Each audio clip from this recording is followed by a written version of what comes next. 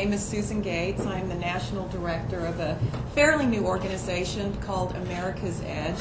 We are based in Washington, D.C., but we are now excited that we are expanding our efforts to at least 8 states in 2010. And America's Edge is a group of business leaders who have brought themselves together to do a variety of things, but mainly they are focused on ensuring a strong economy, not only short in the long term, as we've been discussing, but short term.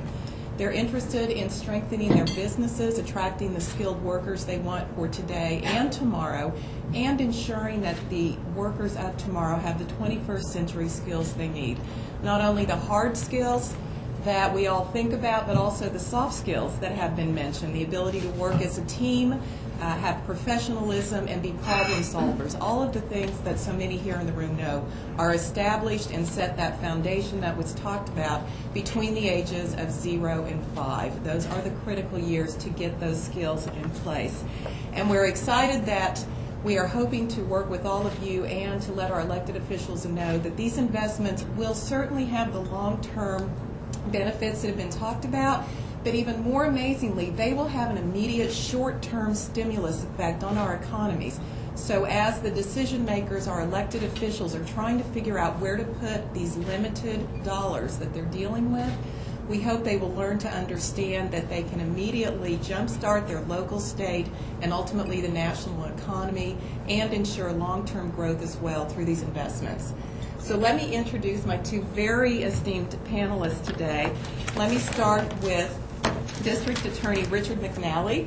He is the District Attorney from Rensselaer County, where he has been since 2007, prior to that being a DA, an assistant DA, as well as doing a stint as a public defender and in private practice. But he is also here as a member of Fight Crime, Invest in Kids, which you've heard mentioned, which is an organization of over 5,000 individuals engaged in law enforcement in all 50 states, 300 of whom are here in the state of New York.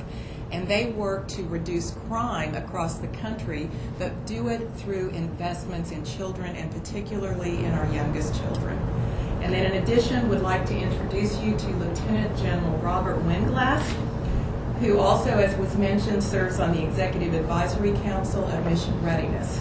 Mission Readiness is a new organization begun in 2008, I believe, that is made up of now over 100 retired generals and admirals who are working to ensure the national security of our country through, again, investments in children, particularly during their earliest years.